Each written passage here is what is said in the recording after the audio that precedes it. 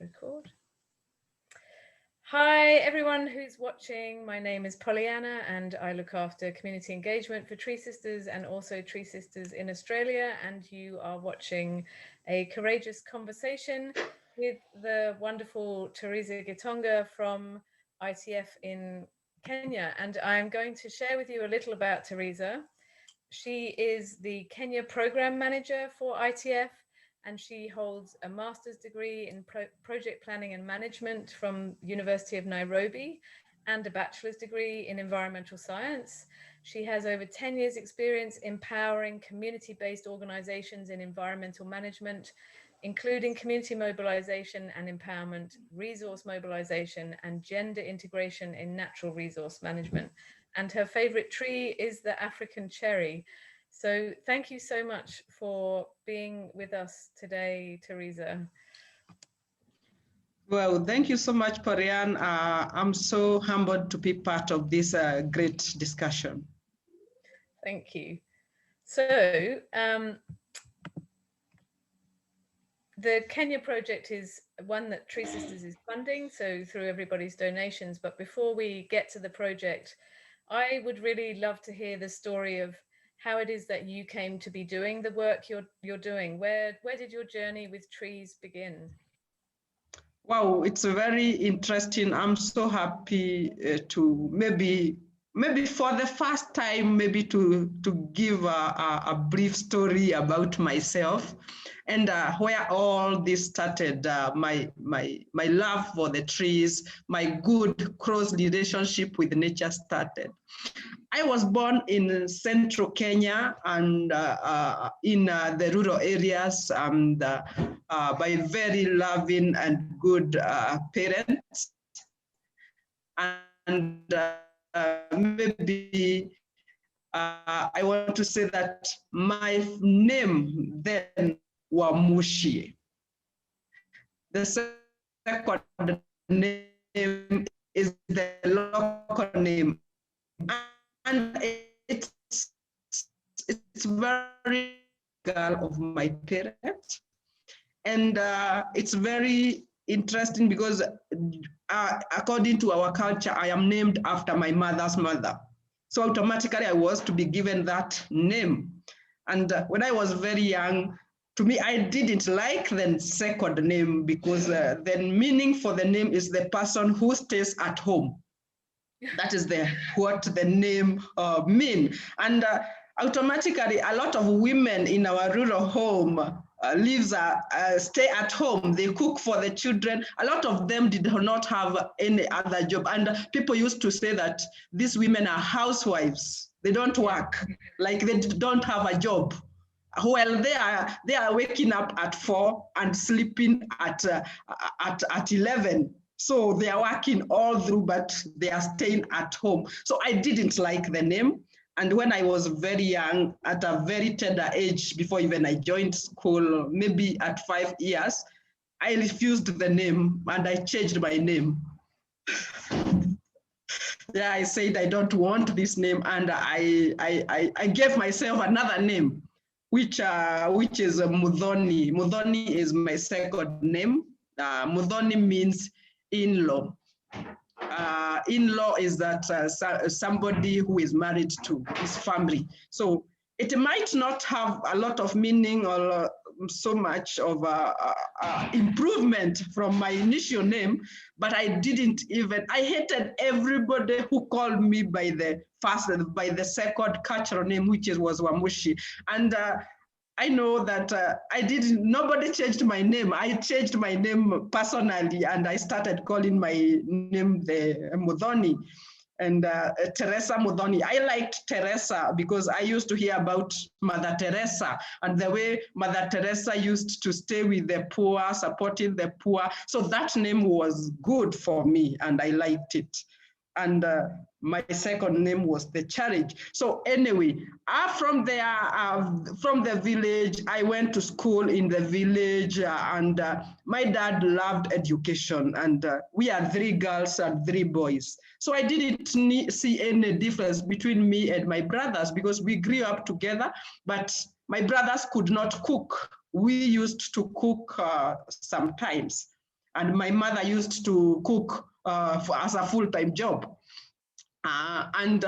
What was very interesting is that we were born me and my sister were like twins, because our difference in age is very small. So we went to school together, and also my brother and my other sister are also like twins because of their gap. So they went to school together. So we were all, the four of us, we were in secondary school together. The four of us, our father was just a driver, so he didn't have a lot of money, maybe for school fees. And at one point, my dad asked one of the brother, is it possible for you to support me with the school fees for my children? I have these three girls in secondary school and this one boy. And the brother told him one thing, that you are wasting your time. Why don't you leave the girls to get married and you continue educating this one boy? You will be solving your problem by not going borrowing money from your brothers. That thing kept tricking in my head then, because I couldn't understand. How can I be married? I was very young. We were three of us, three girls, but my dad came and talked about it. I remember him telling my mother the story. We were in the other room, but I could hear him telling my mother what the brother had said. And from that time, I said one thing: I will never be married before I finish school. I will have to finish school and get a job before I get married. So I think that always kept encouraging me and knowing that education is very important. And since my dad loved education and he was trying to do his best, I make sure that I worked hard, and my brothers, my sisters worked very hard. And yeah, it was interesting. And that is how I found myself working hard, doing my first degree. And when I went to the university in Kenya, what happens is that you pass your exam in Form 4 in the high school, then you are admitted to go to do any course. Like it's like you are told to select 4 that you want to do and that you have passed to do. But unfortunately, I was admitted to go and do education science, to go and train the kids. And I felt like I didn't want also that. So when I went to the university, I was focused. I was saying that I will change this course. I was not very sure what I'm going to change to, but I don't think I want to go to secondary school and continue with kids the way I have seen teachers suffering in school with the kids. So when I went to the university, it was very interesting because when I was just registered, then on my way to drop my things in our dorms, I saw somewhere written environmental science. It was the Department of Environment. And I was like, let me drop these things. I'm coming back there and asking them whether I can change whatever I'm doing to this, because I don't know very well, but I think environment seems to me like more interesting. And that is what I did. And I went to that department. I found the head of the department and I said, you know, I came here to do education, but I think I need to do this thing. This environment science look interesting to me. And that is how I found myself in the Department of Environment, doing environmental science. And that is where I started my journey, my environment journey. I did environment science. I was done with my degree. And when I finished, then during that time, there were not many environmental institutions in Kenya. And when people were asking me, like my mother kept asking me, where will you be employed when you finish school? Because people knows that when you do education, then you can be a teacher. When you do medicine, then you will be a doctor. Then you, with this environment, exactly who will employ you? So I also myself, I only knew that there was a Ministry of Environment by the government. And also I knew that there was the Greenbelt movement. Those are the only two institutions that I knew dealing with the environment. So I kept telling Mom, I will be employed by the government ministry or the Greenbelt movement. Those are the ones that will employ me, because our education systems was a bit complicated, because we learned thinking of being employed, not employed. So it was a kind of education system that I'm happy the government is changing that system to a system where people can think from the time that you are young, that it's not a must that you get employed, you can be able also to employ. So after I finished my first degree, then I graduated in December and stayed at home in the village for about 2 months with my mother. All my other siblings were in school and others in working. So I felt like for 2 months, I was already tired, and I told Mom, I will not stay here any longer. I need to go and get a job. I am going to look for a job. And people used to come to Nairobi to look for a job, because that's where a lot of institutions' headquarters were. So I came to Nairobi, stayed with my cousins for a very short time, about not even a month. I was just going around, like talking with the people who I went to school with. And one of them told me, you know what, the Greenbelt movement is hiring. And I was like, okay, where is their office? I didn't even know where their offices are. And I was like, they are there. So the same day, it was about 4 p.m. in the evening. The same day I went to a cyber, wrote my application. I still have that application because it's just few statements. And I took the application to the Greenbelt movement. Unfortunately, I didn't have even my degree certificate because I was a very fresh graduate. But I took my letter there, and within a week, I was invited for an interview. In Kenya, when you go for interview, and I know in most cases, in most areas, then you go with your original certificates. I didn't have the certificate. So what I did is that I carried an envelope, empty envelope with my application letter only. So I went for an interview, and I didn't have a certificate. So very confident. That day I was very confident. I was not always very confident, but that day I was very confident. But I was fearing that they will ask me, can you give us your certificate? But I knew I didn't have them. So I answered all the questions, but with my envelope, they did not ask for my certificates. And within 2-3 days, I was invited for a job. Yay. So that's how I found myself in the Greenbelt movement, where I worked for over about 11 years.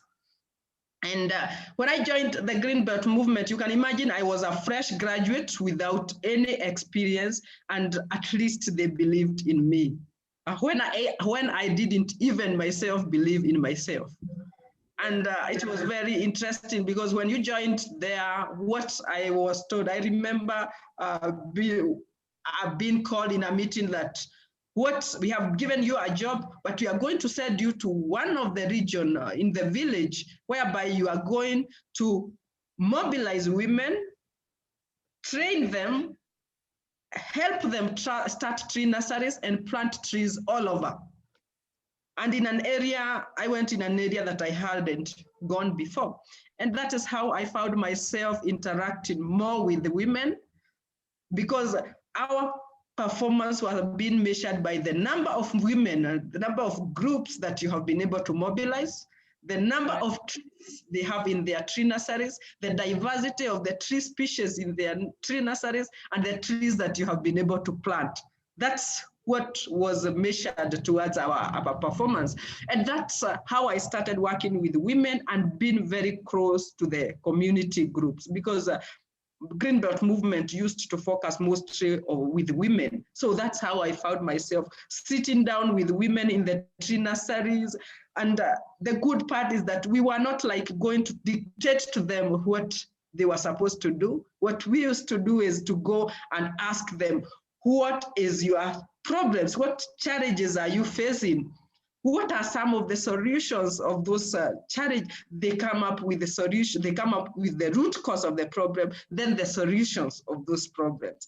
And that's where I started as a very fresh graduate, but still I know that I owe a lot of that to the Greenbelt movement because of believing in me when I didn't even have any experience, but and it was very interesting. Within 7 months, I was promoted to a project, a field-based project manager, which is very interesting because with the little that I was able to do over 7 months, they were able to see a potential in me. And I realized that I didn't have a lot of capacity in terms of project management.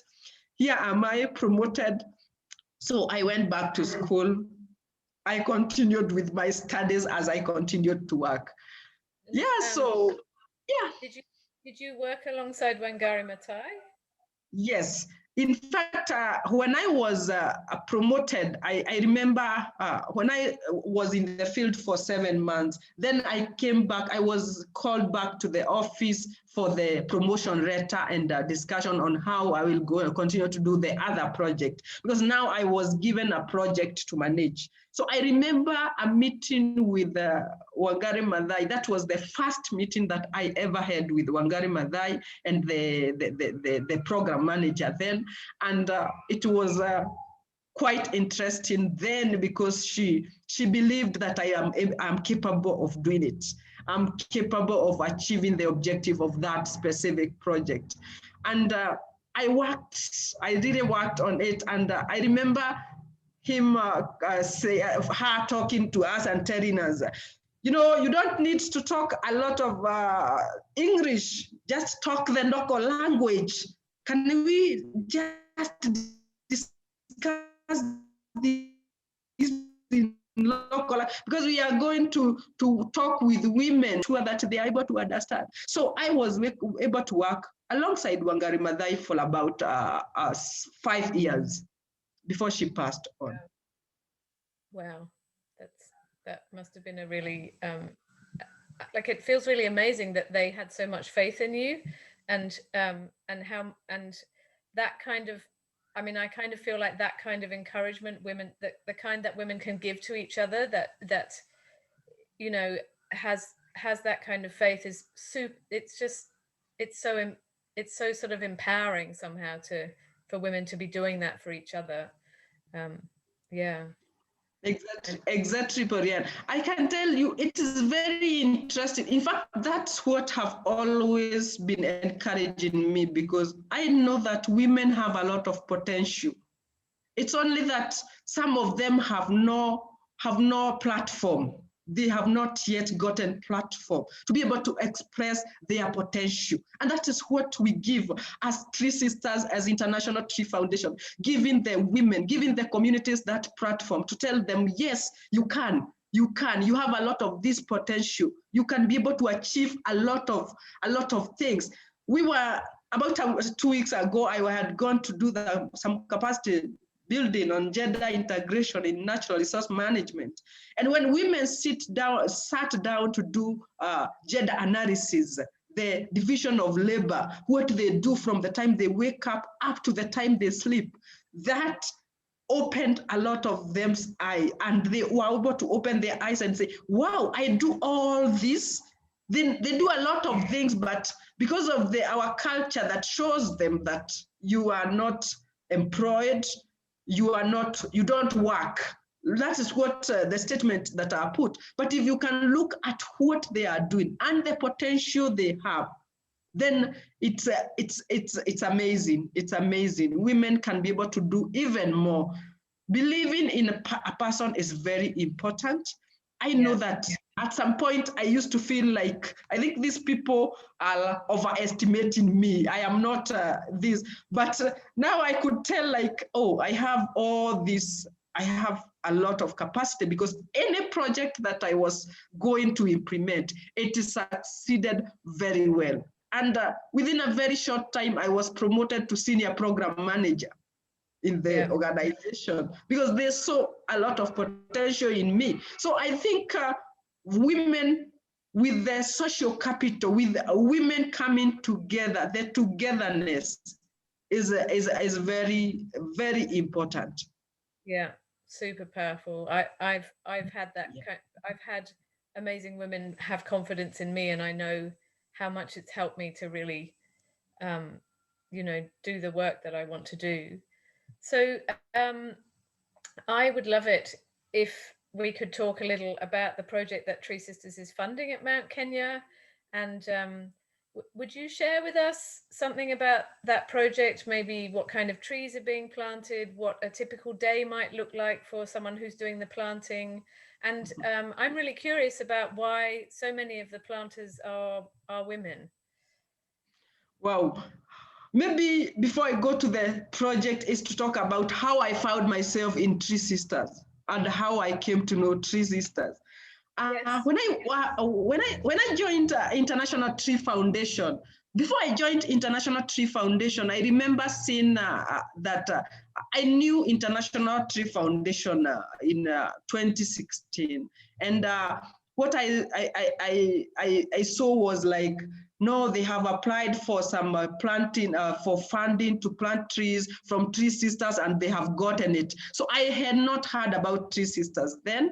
So I started reading about TreeSisters, and to me, it became very interesting. This is an interesting network of women who are supporting each other, women supporting the restoration of nature. To me, that was interesting. And I started being interested to know more, to learn, to read more, but I didn't do much then. So when I joined International Tree Foundation, I went to a tree conference that was organized by Susie, and I remember meeting some TreeSisters there. I met Jenny, somebody by the Jenny Smith. And I remember, I don't know, we connected. There was some connection. I always, for that time, I always felt like these are the people I want to stay. We had a lot of time sitting down, talking, and I remember Jenny asking me, will you want to join TreeSister, other women in the TreeSister? I said, wow,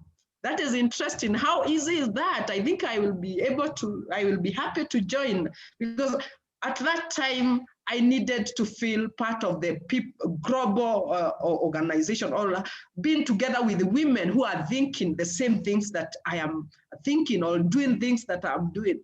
And she asked me for my contact, and I gave her, and I just saw some emails, and that's all. I found myself in the platform and in the network, and I can say that I have learned a lot, and that's one of the network of women that I feel like so encouraged to remain part of maybe in the rest of my life, because I learn a lot. I read. I know that I'm not able to attend most of the meetings because sometimes of time difference and so on. But again, I am able to listen to the recorded interviews, the interviews that you do, the interview. I'm able to listen to Claire, a lot of things that she's able to post. That is how I found myself as part of TreeSisters, and I think I'm part of TreeSisters for life. In terms of our project with TreeSisters around Mount Kenya, it's one of the very huge projects for also International Tree Foundation, and that is where we have done a lot of our tree planting. And what we do is that mostly we work with women. And the reason why mostly women is because women are able more to to have those groups. And we are working with the community groups. We are planting mostly indigenous trees, because we are restoring the degraded sites, mostly in the forest. We have a project planting in schools and agroforestry. The reason also for women is that if you look at our work as women, or women, especially in the African culture or in Kenyan culture, women are the one who are supposed to provide food on the table. Women are the one who look for water. So women, the challenge, if there are no fuel wood at home, if there is no firewood at home, then the children, the family will not get food. So it will look like a direct challenge for women. And that is why the women will come up and say this to solve our problem. If this thing of tree planting seems like it is going to solve some of these problems that we are having. And this, we have been able to have the 3 pillars in our projects around Mount Kenya in Kenya, whereby we are doing forest landscape restoration, planting trees in the forest. With TreeSisters, we have planted over 700,000 together as in allowed Mount Kenya. And most of those trees are surviving. I was there about 2 weeks ago, and the trees are doing very well.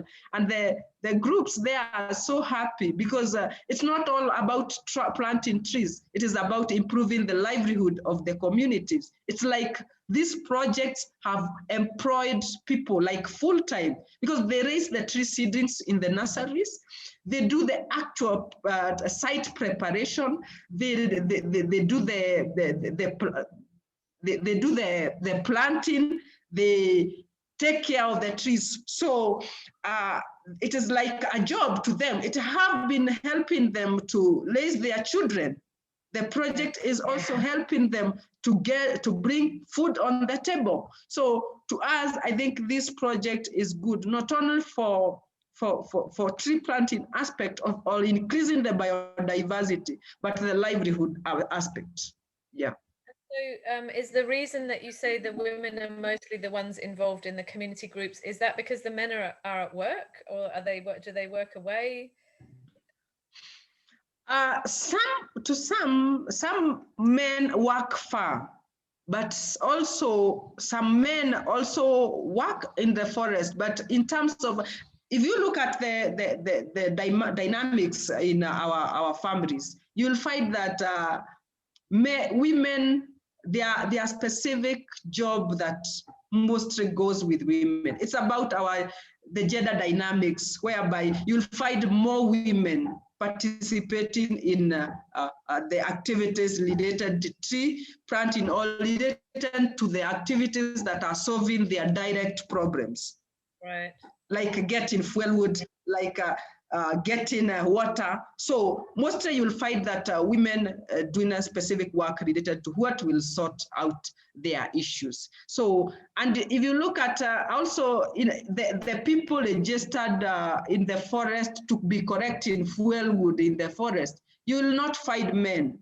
You will find women. All of them are women. So it is about the division of labor dynamics, but also the priorities also, and the men, some of the men being away looking for jobs.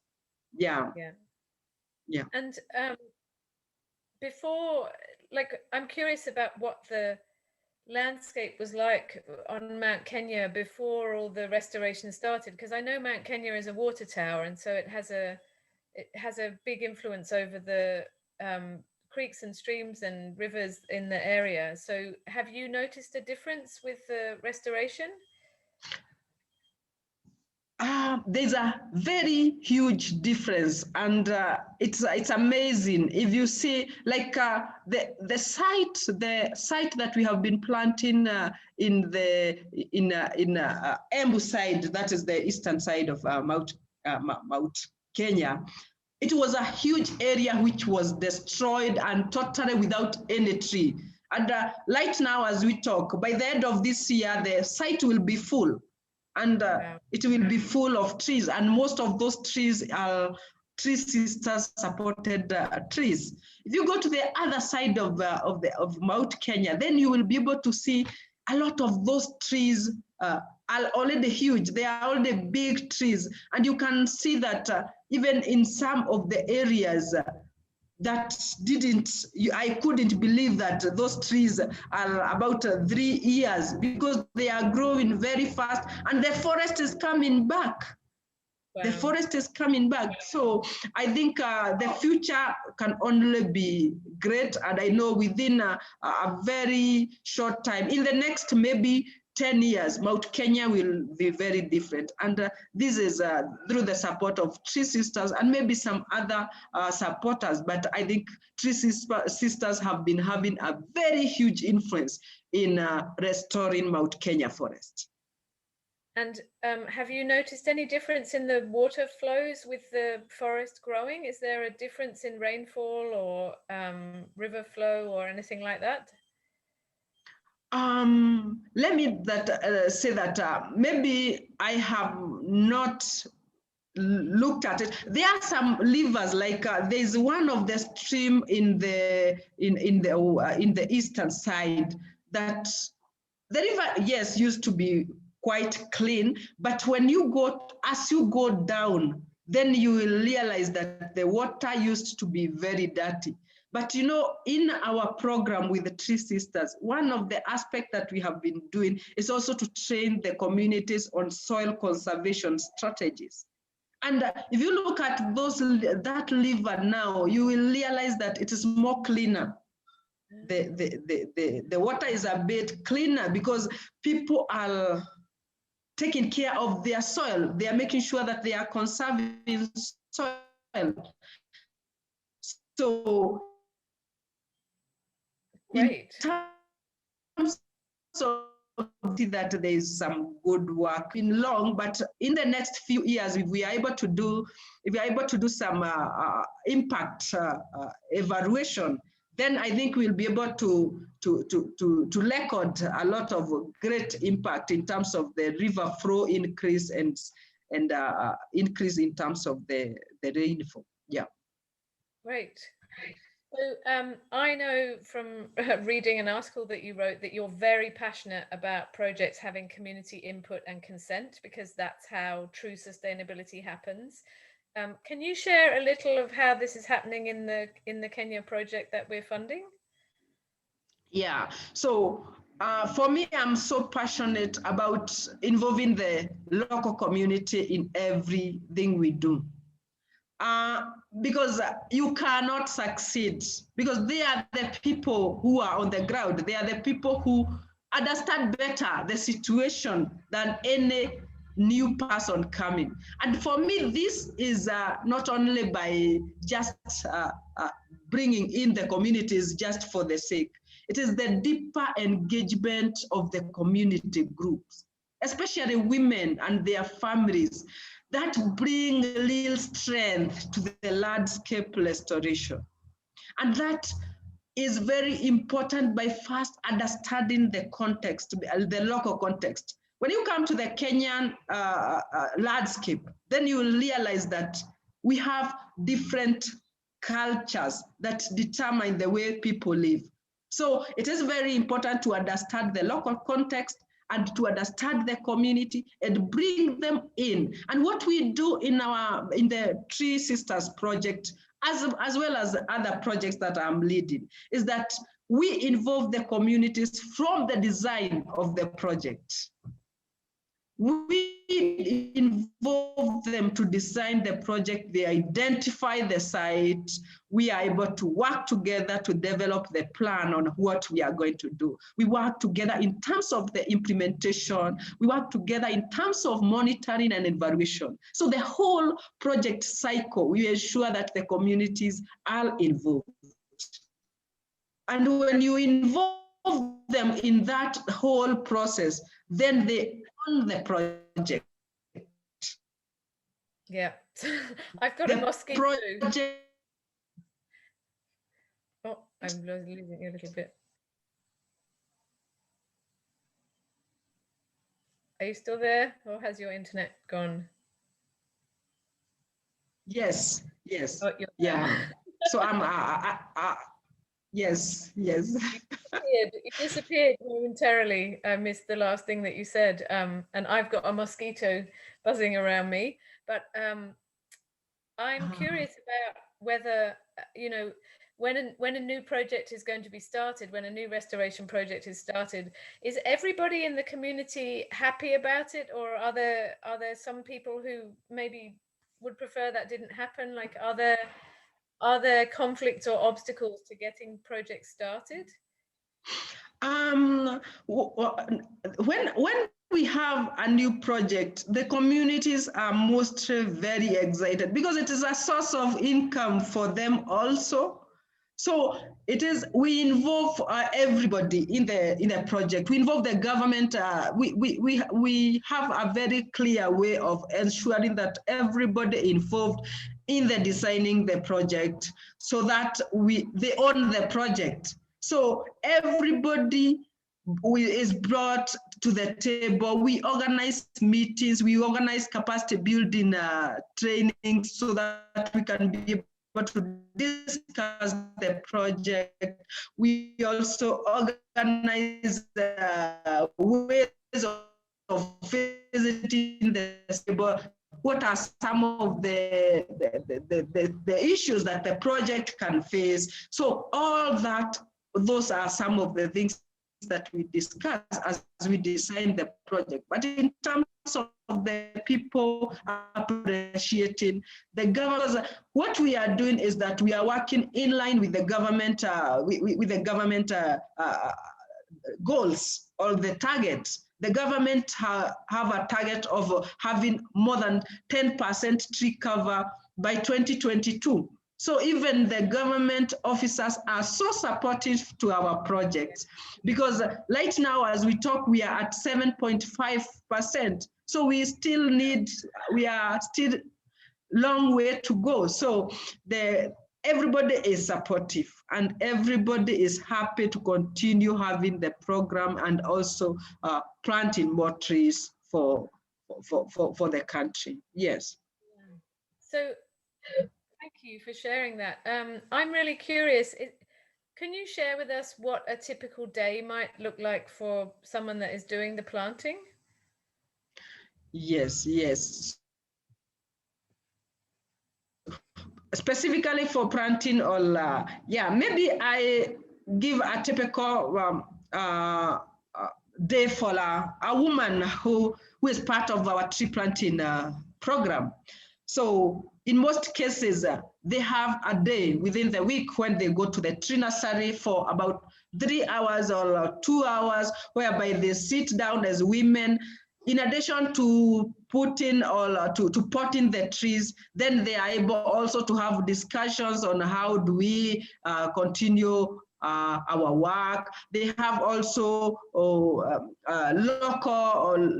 local, we call them microfinance institutions, whereby they are able to put together some funds and they are able to support each other on doing, if you have an issue with your school fees, then you are the one to take this money. So they contribute some amount of money. So they have about 2 hours in the afternoon, maybe mostly they do it in the afternoon in the tree nursery, and they are able to pot the trees and to talk other things related to the women.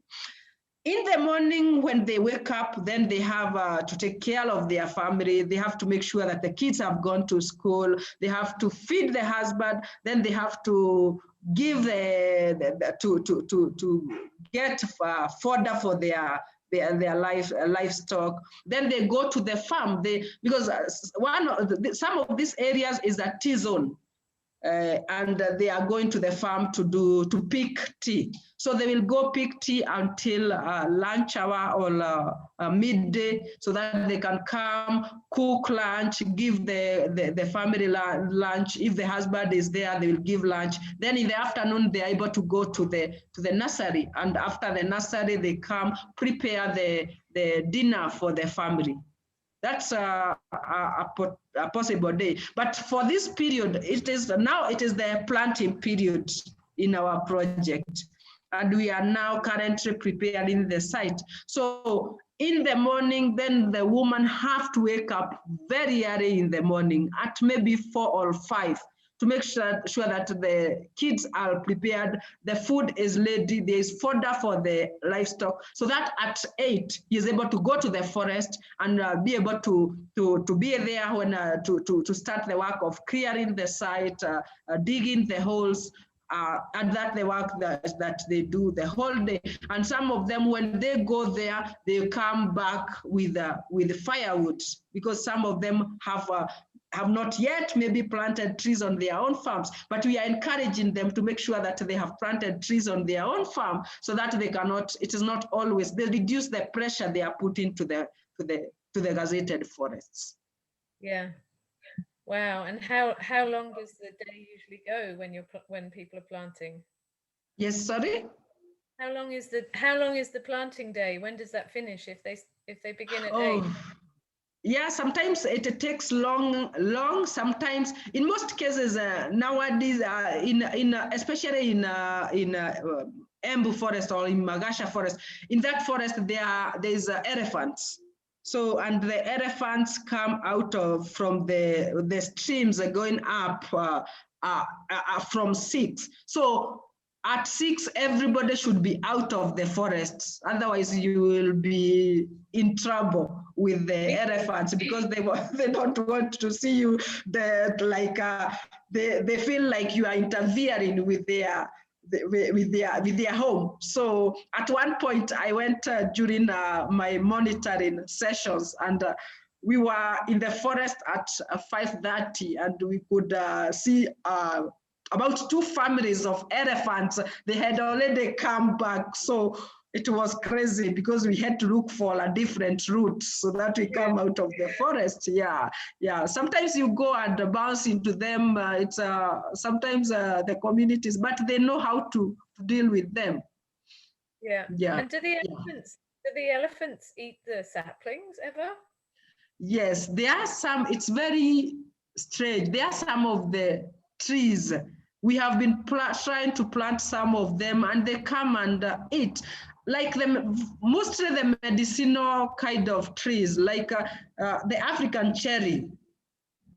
We have planted many in those sites, but they don't survive because they just come and pick them. They are medicinal. So I think even the elephants, even they feel like there's something good about these trees. Yeah, so they eat some, but not all.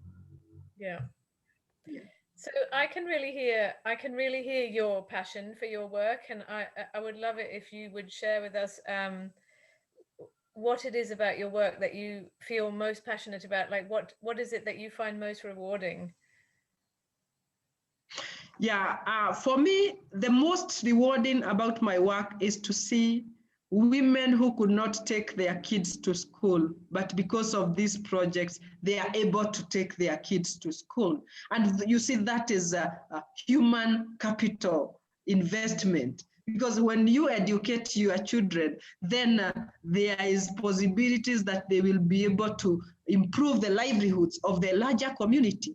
So also seeing women who cannot be able to put food on the table and being able to put food on the table, I feel so amazed when I see people who used to go to the forest to get firewood. Then all of a sudden, within 2-3 years, then they tell you, I have enough trees on my farm that I can be able, in very few years, I can be able to get for firewood, such that I will have, at that specific time, I can use it to come for your forums. Because I've realized when I organize those trainings, you will invite a lot of women, but some of those women will not come. They said their husbands, because they have a lot of work. Some of them have to go to the forest to get firewood. But if they have trees on their own farm, they have a small chambers that they can get vegetables.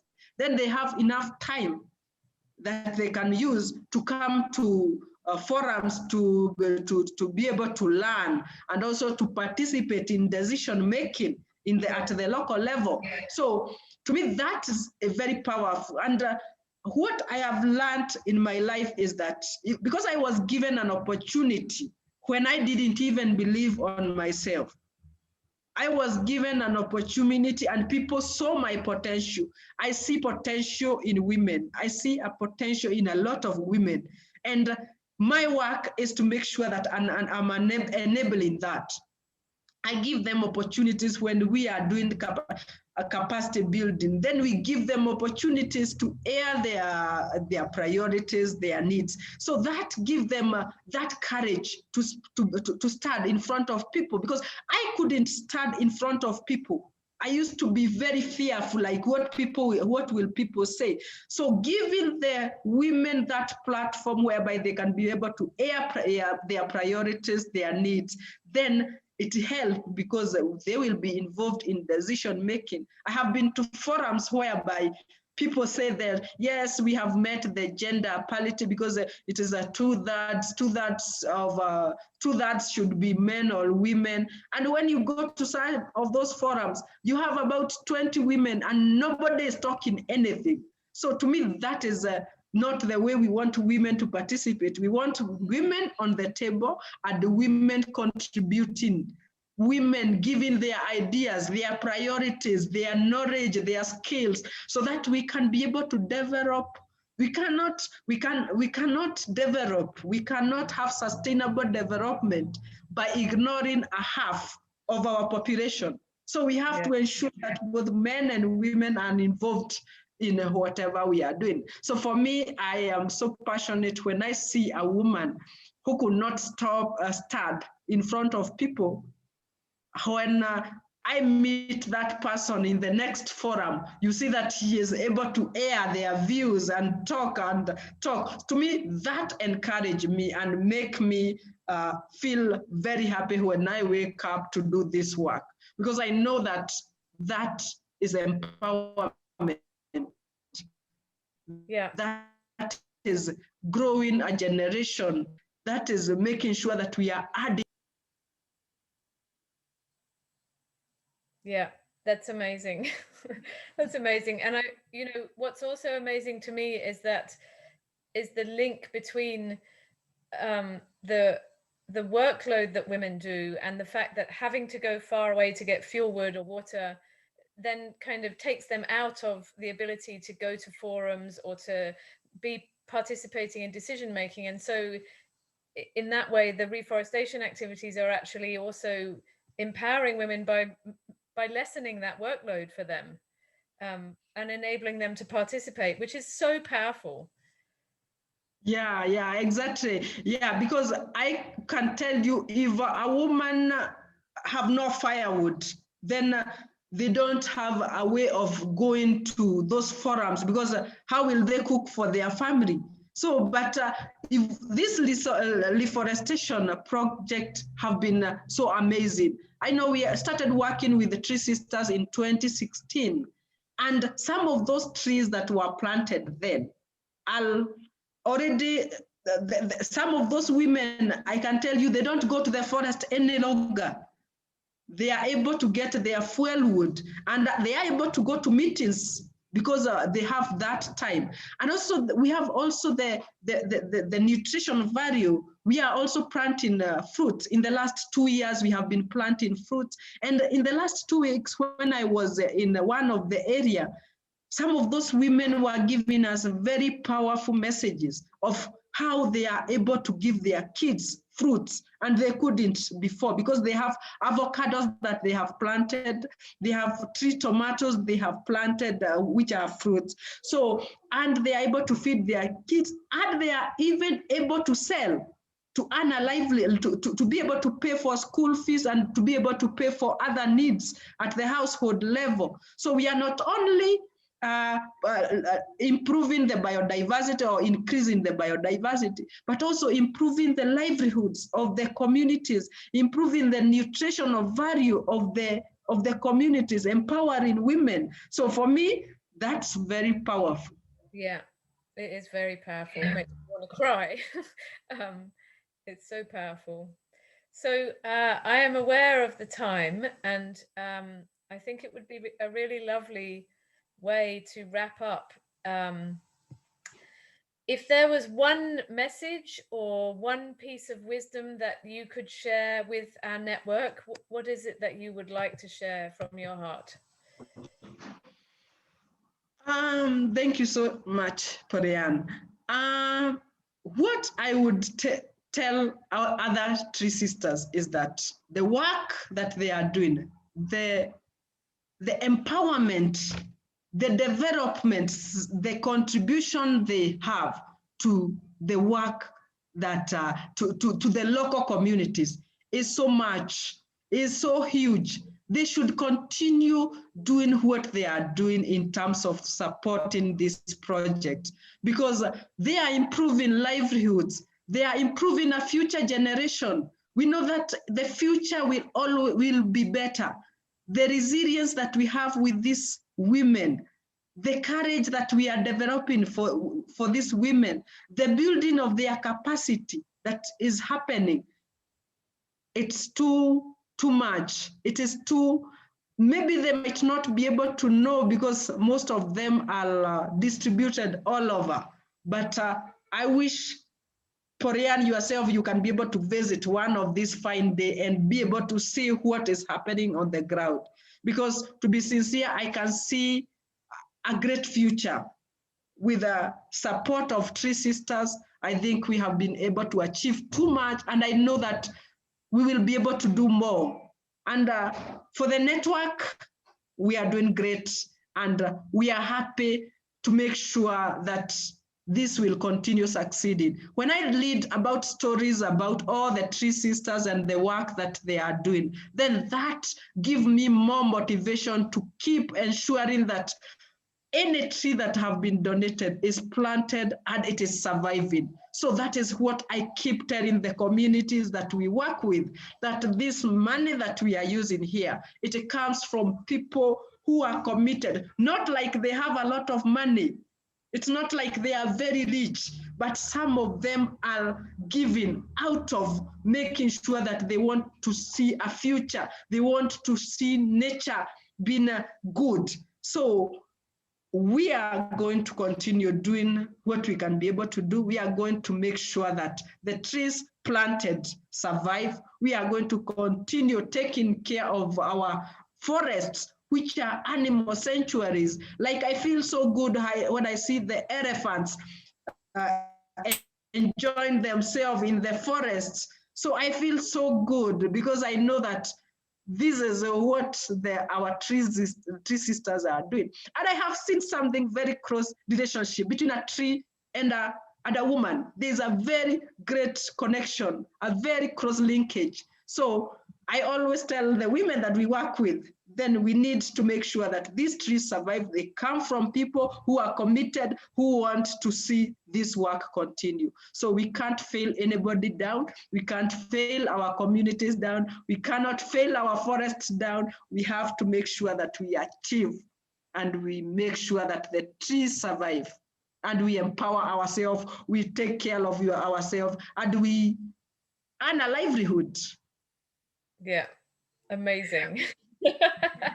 Amazing, and it's so inspiring. Thank you so much for sharing your story and your incredible passion, and for sharing with us about the project. And for anybody who's watching who would like to support this project and the other ones that TreeSisters also fund, you can go to our website treesisters.org/give and donate whatever it is that you can donate there and support this amazing project and the other amazing projects we have. And thank you so much again, Teresa, for being with us. Thank you so much, Porian, and I wish all the Tree Sisters a good time, and let us work together toward safeguarding our natural environment. Thank you. Thank you.